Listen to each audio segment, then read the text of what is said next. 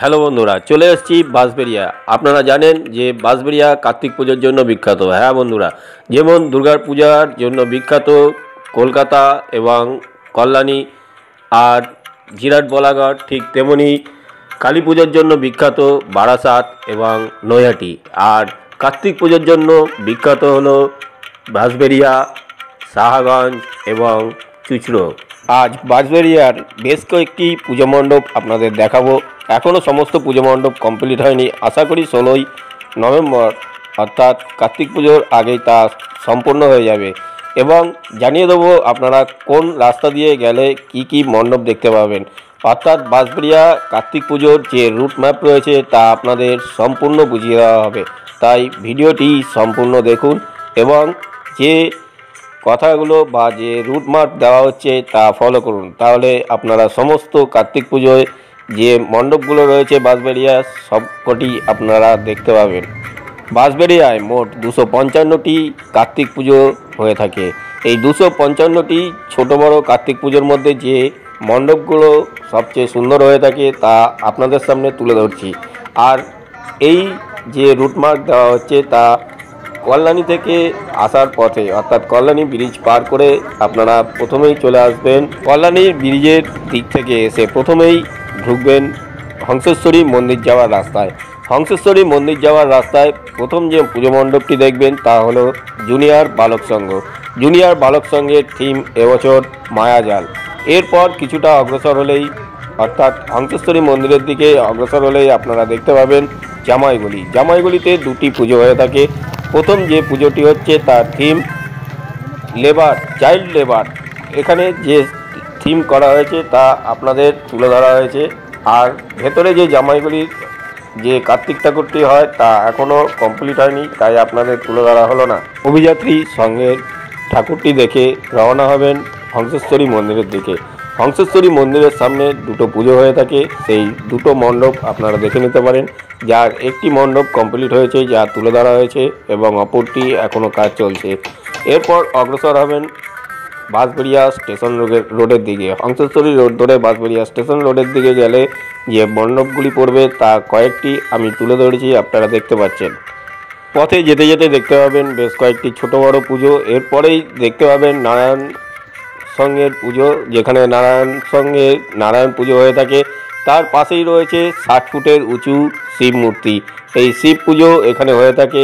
এরপর কিছুটা অগ্রসর হয়ে চলে যাবেন স্টেশন রোডের দিকে। সেখানে আপনারা দেখবেন বলাকা সংঘ, কিশোর সংঘ এবং নেতাজি অ্যাসোসিয়েশন ক্লাবের যে মণ্ডপগুলো রয়েছে।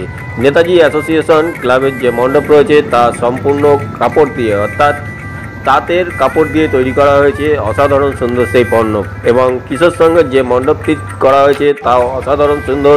আর তার যে থিম রয়েছে এবং ভেতরের কারুকার্য রয়েছে তা অসাধারণ সুন্দর, যা আপনাদের দেখলে মনের মধ্যে জায়গা করে নেবে। তাই আপনারা এই মণ্ডপগুলো দেখে সোজা অগ্রসর হবেন বাঁশবেড়িয়া স্টেশনের দিকে। এবং বাঁশবেড়িয়া স্টেশনে গিয়ে আপনারা দেখবেন সেখানে ব্যবসায়ী সমিতির যে পুজো রয়েছে সেই ব্যবসায়ী সমিতির পুজোটি।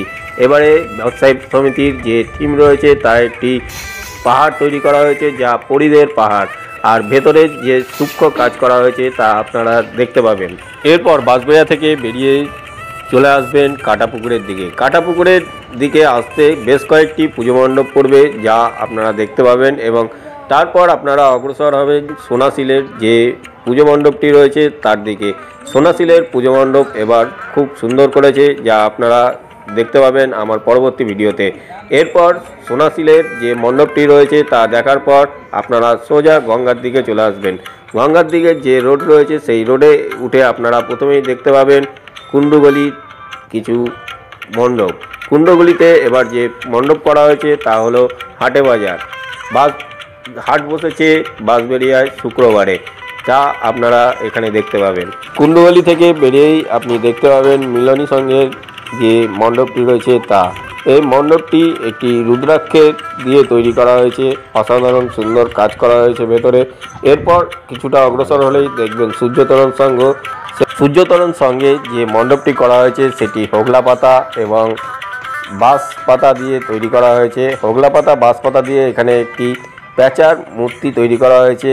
মণ্ডপটি সম্পূর্ণ এই প্যাঁচার মূর্তির মধ্যে আবদ্ধ রয়েছে। এই মণ্ডপটি সুন্দর তৈরি হয়েছে এবং আরও কাজ চলছে, আশা করি আরও ভালো লাগবে। এরপর সেখান থেকে রওনা হন সোজা বাঁশবেড়িয়া মাঠের দিকে। বাঁশবেড়িয়া মাঠের দিকে যেতে গেলে আপনারা বেশ কয়েকটি ঠাকুর দেখতে পাবেন এবং অবশেষে এসে পৌঁছবেন বাঁশবেড়িয়া খেলার মাঠে। বাঁশবেড়িয়া খেলার মাঠে যে মণ্ডপ দুটি হয়েছে সেই মণ্ডপ দুটি অসাধারণ সুন্দর। একটি মণ্ডপে শিবের প্রতিমা থাকে এবং অপরটিতে থাকে সন্তোষী মাতা, যা আপনারা এখানে দেখতে পাবেন। আর এখানে বসে বিশাল মেলা, সেই মেলা আপনারা এখানে এসে উপভোগ করতে পারবেন। এবং এই মেলা এবং মণ্ডপ পরিদর্শন করার পর আপনারা যে গঙ্গার পাড় ধরে যে রাস্তা রয়েছে শাহগঞ্জের দিকে আসছে, সেই রাস্তা ধরে আপনারা এগিয়ে আসবেন। সেই রাস্তা ধরে এগিয়ে আসলে আপনারা বেশ কিছু মণ্ডপ দেখতে পাবেন ছোট বড়, যা আপনাদের খুবই ভালো লাগবে। এবং এই যে বাঁশবেড়িয়ার পুজো মণ্ডপ হয়ে থাকে, ম্যাক্সিমাম মণ্ডপ হয়ে থাকে থিম নির্ভর, তাই আপনারা সে মণ্ডপগুলি দেখলে আপনাদের খুবই ভালো লাগবে। বন্ধুরা, গঙ্গার পাড় ধরে যে রাস্তা শাহগঞ্জের দিকে আসছে, সেই রাস্তা ধরে এগোতে থাকলে আপনারা ছোট বড় অনেক প্যান্ডেল দেখতে পাবেন। এবং যে প্যান্ডেলগুলোর কাজ এখনও সমাপ্ত হয়নি, এই প্যান্ডেলগুলোর কাজ ম্যাক্সিমাম হয়ে থাকে 15 তারিখ, মানে অর্থাৎ কার্তিক পুজোর আগের দিন রাতের বেলা এই মণ্ডপগুলো সম্পূর্ণ করে, তাই সেই মণ্ডপগুলো এখন দেখতে পাবেন না। অর্থাৎ 16 তারিখে আপনারা সেসব মণ্ডপ দেখতে পাবেন। আর বন্ধুরা, আপনাদের জানিয়ে রাখি সেসব মণ্ডপও আপনাদের আমি দেখাবো অবশ্যই, তাই ভিডিওটি সম্পূর্ণ দেখার পর চ্যানেলটি সাবস্ক্রাইব করবেন এবং পাশে থাকা বেল আইকনটি দাবিয়ে দেবেন। যদি আপনারা বাঁশবেড়িয়ায় ঠাকুর দেখতে না আসতে পারেন, তবে আমার এই চ্যানেলে বাঁশবেড়িয়ার ভিডিও আপনারা দেখে নিতে পারবেন কার্তিক পুজোর সমস্ত বিবরণ সমেত। আর বাঁশবেড়িয়া কার্তিক পুজোর ভাসান 19 তারিখে